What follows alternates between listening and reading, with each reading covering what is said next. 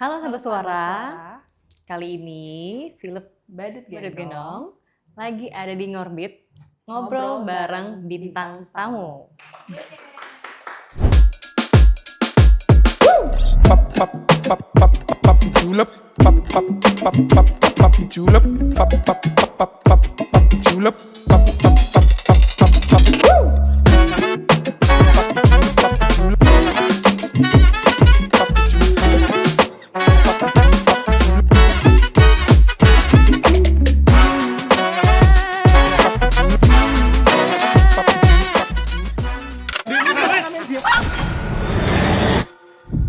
Kamu awas! Berani menentang upacara adat kami, berarti siap menerima kematianmu. Kita ini lagi kejebak di kampung yang ada orang gilanya, yang hobinya ngulitin muka orang.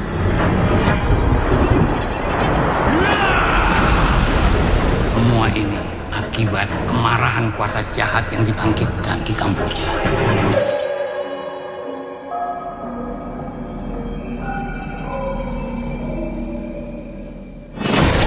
Kun kusdun kami rogo limo helo angkerut. Lacak jojo bang mau wingo-wingo. Aku masih pikir gembel ini baik. Apa yang sudah kamu lakukan? Aku orang kuwawa nomor. Beta sing luti robo banten nyowo. Kumpas. Kumpas. Kumpas! Aku Clara, berperan sebagai Arini. aku Dainta berperan sebagai Darsi.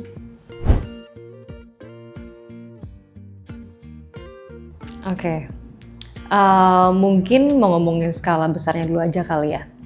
Si Badut Gendong ini nih sebenarnya hadir di Universe Kodrat ini karena dari film ini kita mau menghasilkan sebuah villain sebenarnya. Tapi villain bukan sekedar villain biasa, tapi gimana villain ini bisa memberikan empati juga ke penontonnya nanti. Gitu. Badut Gendong ini dengan menghadirkan villain tersebut, dia akan menjadi bagian dari Universe Kodrat yang sudah disiapkan secara matang oleh pacarnya sendiri.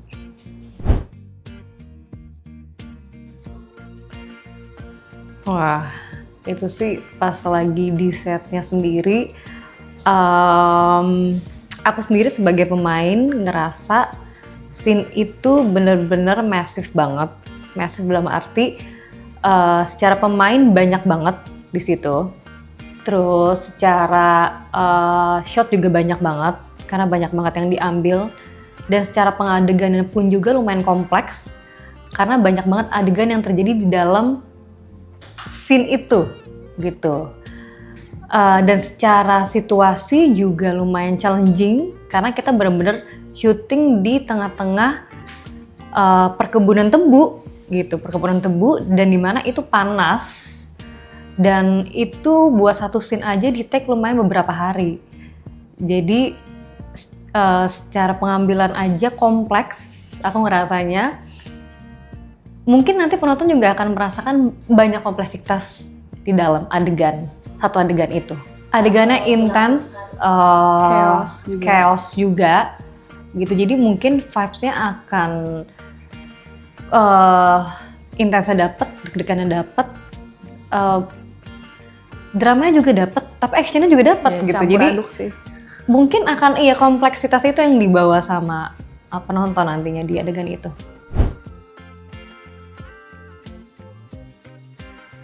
Oh, Mary Prima sangat-sangat Menyenangkan. Profesional juga ya. Banget. Untuk adegan, dia ada di dalam adegan mantan tebu itu juga gitu. Jadi dalam kondisi yang sekeos itu, semasif itu, dengan cuaca yang juga sangat bisa dibilang challenging, dia bisa memainkan karakternya dengan sangat-sangat profesional, dan itu yang membuat adegan yang susah dan kompleks itu menjadi way more easier. Aku melihat ya. Energinya juga yang Dengan masih energi besar dia banget. yang sangat prima, Iya, gitu. bener. Prima. Jadi kayak jadi cepet aja gitu semua syutingannya.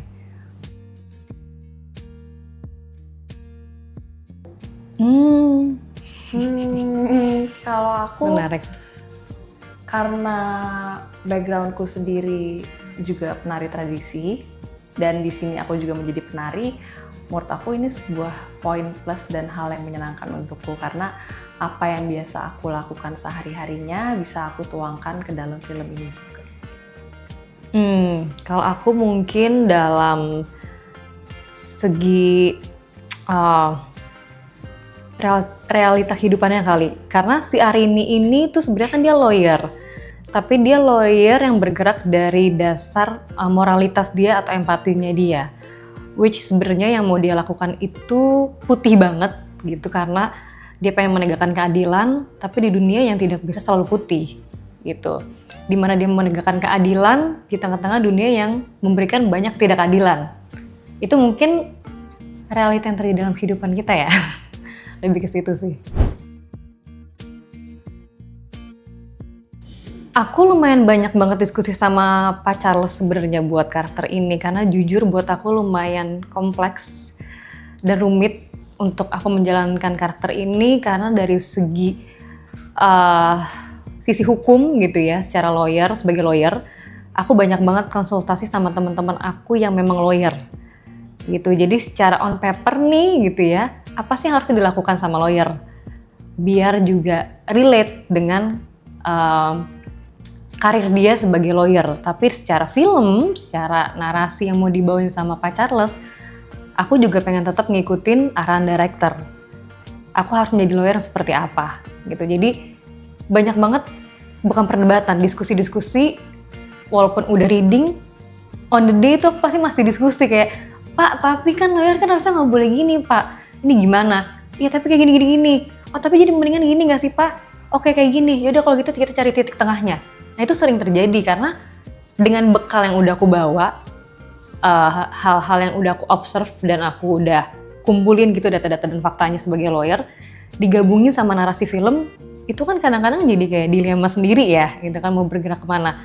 Nah itu sih, jadi akhirnya kita mencapai titik tengah-tengah, mungkin akhirnya menjadi sebuah improvisasi yang kita godok bersama aja. Baik kayak gimana? Kalau aku sendiri di film ini selain kesamaannya itu aku seorang penari, tapi sisanya itu kayak berbanding terbalik dengan kehidupan aku, dengan realita kehidupan aku, yang dimana kalau di film ini aku merupakan seorang istri, ibu rumah tangga, sedangkan pada realitanya aku juga belum menikah. Sehingga dari situ aku banyak riset, juga banyak ngobrol sama ibuku, bertanya-tanya bagaimana sih menjadi seorang istri yang baik. Kemudian juga aku banyak dibantu oleh Pak Charles, banyak berdiskusi dengan beliau, mengulik bagaimana sih sebetulnya karakter Darcy ini. Kemudian juga untung lawan mainku Kak Leo, dia sangat amat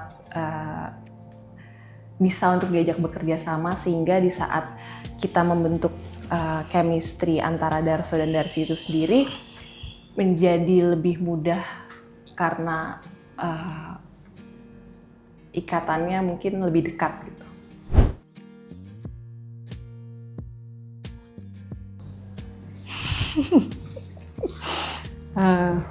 Mungkin Kalau aku sih waktu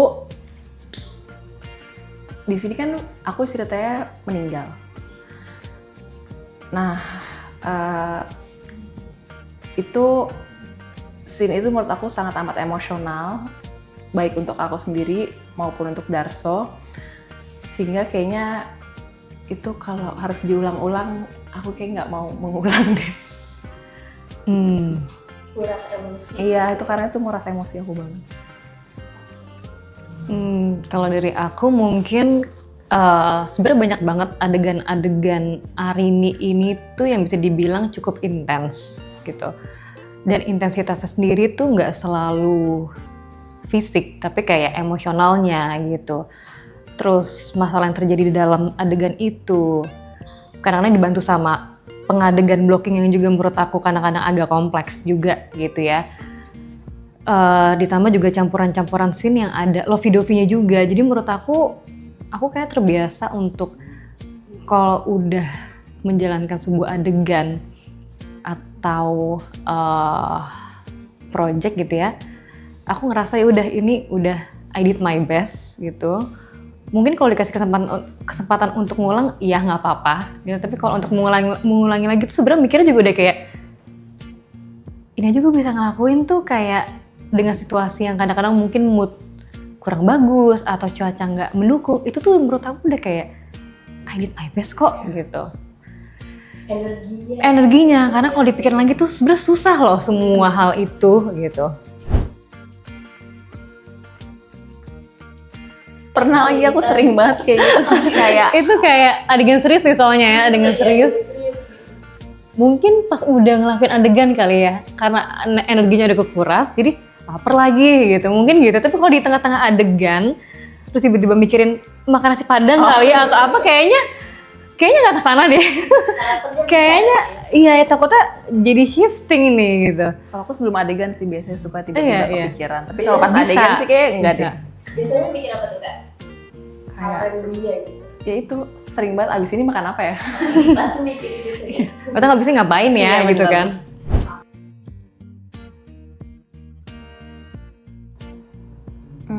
Kalau menurut aku kayaknya sama ya, tapi porsinya kan beda-beda. Tapi ya itu balik lagi intensitasnya kan yang kita berikan sama. Walaupun ini adegan ritual atau adegan action gitu sih. Kalau aku kadang-kadang tuh sebuah adegan berat itu kalau kita memang udah paham ngerjainnya, bebannya tuh jadi mungkin nggak seberat itu gitu. Malah kadang-kadang adegan santai, simple, itu kadang-kadang punya porsi beban tersendiri yang lebih berat loh. Gitu. Jadi menurut aku nggak mau membeda-bedakan mana adegan golden scene yang berat sama adegan yang mungkin kelihatan sepele. Malah serelate mungkin dengan kehidupan kita, itu somehow tuh jauh lebih membutuhkan fokus dan kedalaman emosional yang lebih dibandingin yang adegan berat. Karena kalau berat itu kadang-kadang udah terukur dari teknisnya atau udah dilatih berkali-kali. Kadang-kadang kita suka ngelupain adegan yang kata sepele, padahal itu juga punya beban tersendiri. Jadi aku nggak mau membeda-bedakan beban mana yang akan lebih berat, enggak. Semuanya tuh aku treat sama. Ini punya tanggung jawabnya masing-masing dan bebannya masing-masing. Jadi lakuin yang terbaik di setiap scene. Baik semuanya gitu ya.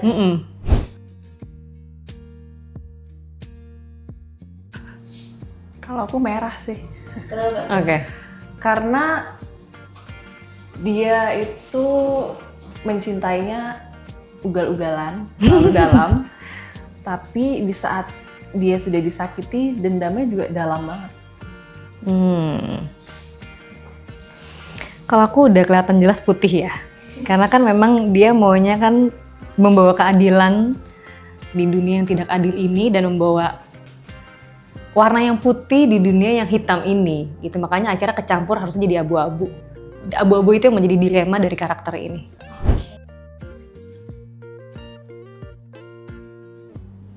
Kalau aku ya, karakter aku kayak jelas antara buat panti asuhan atau panti apapun itu, atau memang mendirikan law firm sendiri based on value yang dia percaya. Bisa nggak nih ngebawa keadilan di tengah-tengah dunia kayak gini? Kalau aku sudah pasti sepertinya mungkin membeli rumah supaya untuk bisa membangun rumah tanggaku dengan suamiku, karena kami hanya hidup berdua dan nggak punya siapa-siapa lagi. Jadi ini kalau ini lebih ke sosial. Iya. Kalau aku untuk duniawi. Personal.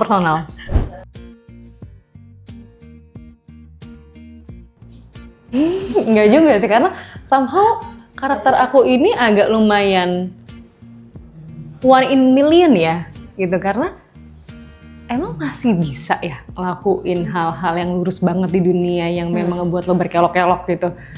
Kayak harus ada adaptasinya juga sih, bukan ngebuat dia jadi ngikutin dunia banget. Boleh ngikutin prinsip dia, tapi memang harus being real juga sih. Karena dia terlalu idealis somehow kan. Mungkin kalau mau di roasting ya gitu ya, jangan terlalu idealis juga. Jadi orang kayaknya. Kurang lebih gitu ya. Kurang lebih mungkin ya. Kalau Kak Clara roasting karakter Darcy gimana? Kira-kira? Lebih ke ngapain sih nyimpen dendam, kayak percuma nggak sih, itu kan ujung-ujungnya akan impact-nya tuh kesakitan diri sendiri, karena kan dia nyimpen energi ke dalam dirinya yang mau dia lempar keluar, ujung-ujung bumerang ke dia kan. Capek nggak sih gitu? Capek loh. Kalau aku mungkin kenapa sih terlalu memikirkan orang lain dibanding diri Nah sendiri? iya, itu kalau dari perspektif dia pasti.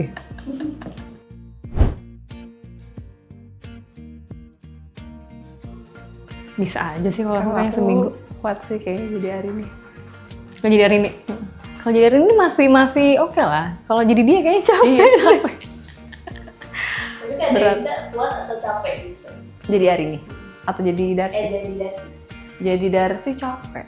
capek, berarti kuat gak kira-kira? Enggak, karena menyimpan dendam tuh capek kan. Bener kan? Jangan. Tapi kalau jadi Arifi sanggup ya? Masih sanggup. Karena dia pembela kebenaran. Cek, hero banget nggak tuh?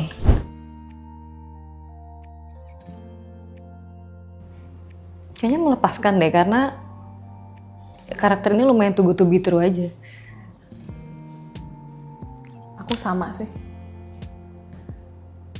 Dari awal membangun, kemudian melepas tuh kayak sulit dua-duanya. Karena kayak udah cinta gitu Iya. sama karakter yang dibawa kali ya. Enggak sih kalau sekarang ya. Sekarang udah enggak, paling beberapa minggu setelah. Iya. Cuma nilai-nilai yang dibawa sama Arie ini kayak aku amazed aja gitu. Menjadi inspirasi dalam kehidupan nyata ini.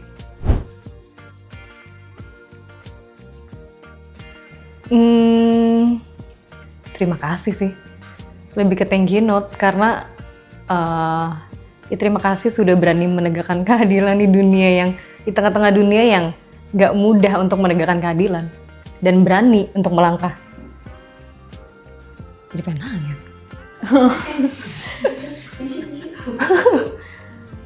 Kalau aku mungkin lebih memberi saran supaya coba untuk bisa melepas dan mengikhlaskan walaupun itu sulit. Sedih.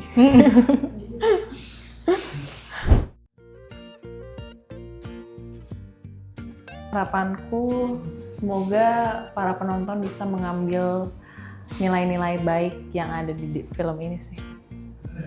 Ya, itu juga benar kayak selain tegangnya, horornya, atau visualnya, atau actionnya yang mungkin elevated juga di film Badut Gendong ini, mungkin improve. Ya semoga sih penonton bisa membawa something, masa pesan, value yang didapetin dari ya, karakter yang kita bawakan juga gitu. Dan semoga kalau buat perfilman ya, film ini bisa menjadi salah satu yang mendukung kemajuan perfilman Indonesia sih ke depannya. Mau ngingetin teman-teman buat nonton film Badut Gendong tanggal 27 Mei 2006 seluruh bioskop Indonesia. Sampai jumpa di Jumpa di Orbit Orbit. selanjutnya.